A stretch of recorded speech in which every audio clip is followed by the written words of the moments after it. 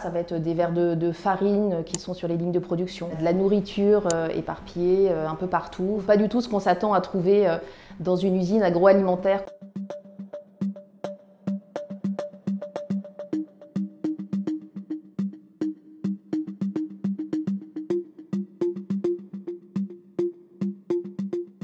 Dans le reportage, on est parti d'une information qui était parue dans Monsieur Mondialisation en mai 2021, où un ancien employé avait envoyé des photos de l'usine dans un état sanitaire déplorable. Alors d'après notre enquête, la situation a commencé à se dégrader à partir de 2015.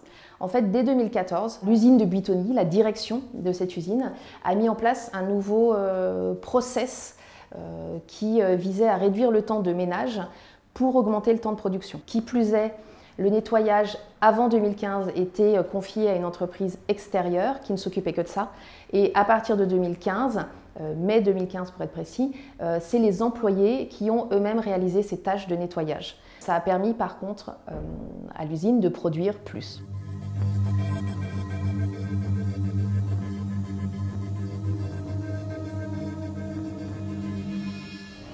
Cela fait 3 semaines que je porte la même blouse tous les jours. Traces de graisse, de yaourt, de poussière.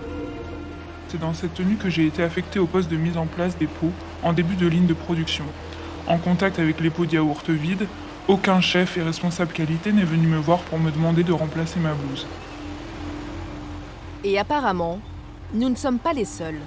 T'as pas de machine à laver? Si, mais c'est que j'ai la flemme. Je la garde ça pendant toute la semaine. Bon, voilà, on peut voir effectivement dans cette usine, qui est une usine Lactalis Nestlé, donc c'est important, c'est une co-entreprise en fait avec ces deux géants de l'agroalimentaire. On peut voir effectivement que les employés, certains employés, ont des blouses particulièrement sales en fait. Là encore, c'est pas ce qu'on s'attend à voir dans une usine agroalimentaire. On se dit une usine de yaourt, tout le monde doit être propre, on doit être proche de l'asepsie d'un laboratoire.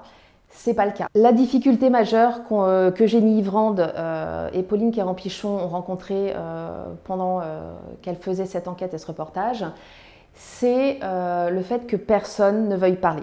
Il a fallu retrouver des anciens employés, il a fallu décider des employés actuels à nous parler. Vu l'enjeu, vu l'importance des faits qui sont évoqués, on espérait et on aurait aimé qu'il y ait une prise de parole de la part de Nestlé officielle.